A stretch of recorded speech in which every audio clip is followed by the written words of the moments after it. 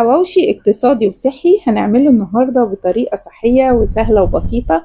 هينفع لكل أفراد الأسرة، اللي عامل دايت واللي مش عامل دايت. كمان بنص كيلو من اللحمة المفرومة، بس هنعمل 9 من الحواوشي، صحي ولذيذ.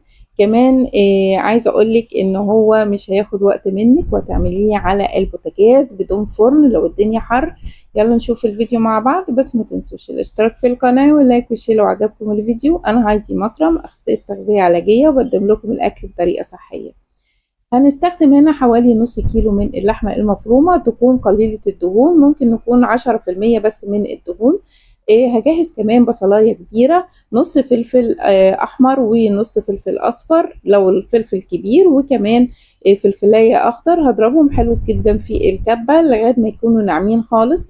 هبتدي اصفيهم من المية بتاعتهم، ودي خطوة مهمة جدا، ان المية بتاعتهم لازم نتصفى منها خالص.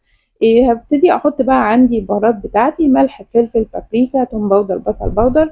كمان بهارات الحواوشي هتدي طعم حلو جدا للحواوشي. ممكن نحط حبة شوية من الدهن الضاني، ده اختياري.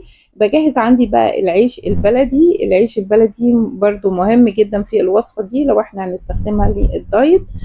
وكمان حتى برضو لمرضى السكر مهمة جدا ان احنا نحط عيش دايت، وبيبقى او عيش البلدي اللي بيبقى فيه ردة. ببتدي اخد جزء من اللحمة، حوالي زي مثلا برتقانية صغيرة او يوسفندية كده صغيرة، زي ما انتوا شايفين في الفيديو المقاس بتاعها في ايدي.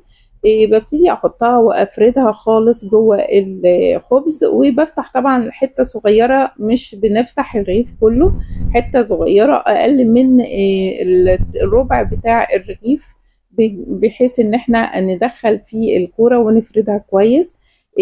حاجه بسيطه بقى من السمنه البلدي بحطها، بدهنها بالفرشه بتاعه الحلويات عشان ما يبقاش فيه دهون كتير. ممكن ندهن الطاسة برضو بالفرشة بتاعة السمنة كده، حاجة بسيطة. وببتدي احطها بقى عندي في طاسة مش بتلزق، جرانيت او تيفال.